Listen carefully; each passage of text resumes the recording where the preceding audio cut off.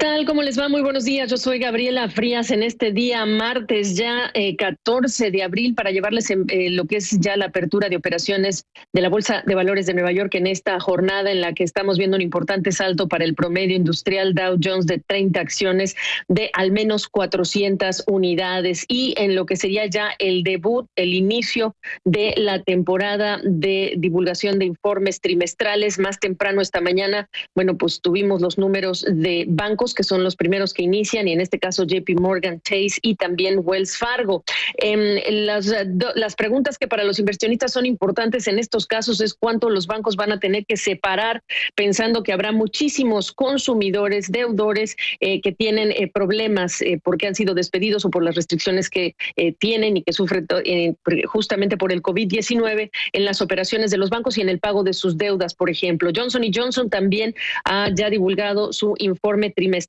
Destacamos que estamos en el segundo trimestre de 2020, el que se espera sea el más complicado por razones de la salud y económicas del colapso, y que también más temprano está directamente el foco de los inversionistas y de los analistas en Washington, además de lo que ocurre en el Financial Street.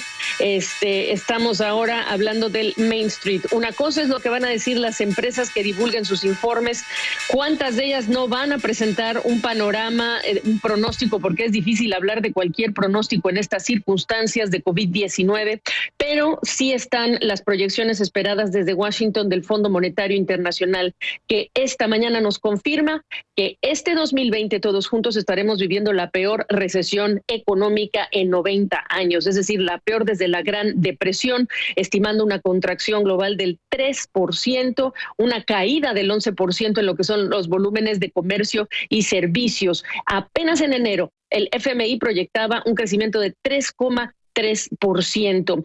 Un pronóstico que además dice está bajo reserva porque hay que ver cuánto tiempo duran las restricciones activadas, cuánto tiempo y nos vamos a tardar en regresar a la vida normal. Se espera un rebote, sí, de 5,8% en 2021, y este es un documento que marca lo que es el arranque de las reuniones de primavera del Fondo Monetario Internacional y del Banco Mundial, un encuentro que este 2020, pues a principios de marzo se anunció se iba a trasladar del formato presencial en Washington al formato virtual por toda la propagación de el COVID-19 en ese momento. Y no es para menos que se haya llevado a cabo vía virtual, porque son al menos 10,000 los asistentes a este tipo de eventos entre autoridades, banqueros centrales, ministros de finanzas, empresarios, periodistas y también actores de la sociedad civil. Así que estas son las nuevas estadísticas, las nuevas proyecciones del Fondo Monetario Internacional para Estados Unidos, por cierto, 5,9% es lo que proyecta de contracción para este 2020, la peor desde 1946.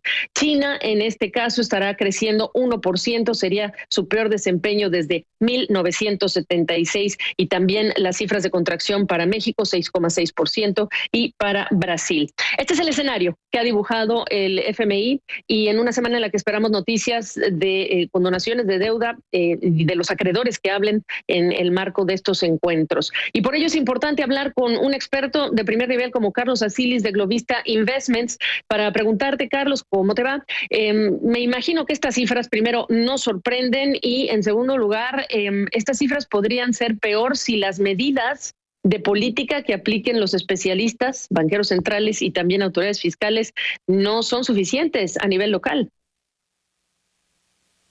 Así es, Gabriela. Buen día. Es un panorama muy difícil. Va a ser un panorama particularmente difícil para Latinoamérica. La contracción que se espera en la región es cerca del 6%, posiblemente sea mayor. Hay factores desafiantes que no debemos de olvidar, y es que a inicio de este año China llegó a un acuerdo con Estados Unidos mediante el cual China aumentaría las importaciones de Estados Unidos en cerca de 80,000 millones de dólares, y eso va a golpear a muchos exportadores de América del Sur.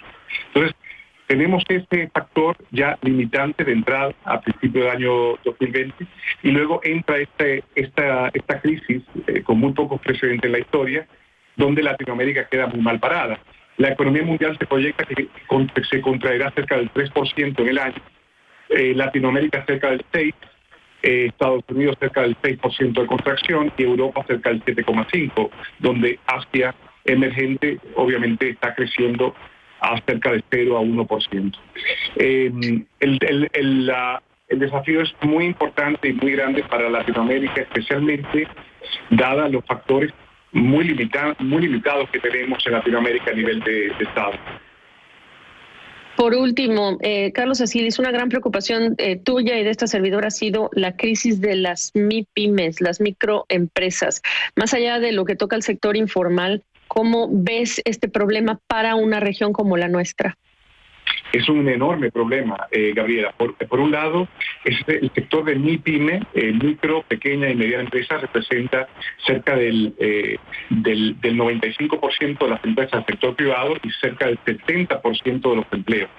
Es un sector donde muchas empresas son informales, con lo cual es muy difícil articular e implementar esquemas de asistencia a estas empresas, dado que no participan del sector financiero formal.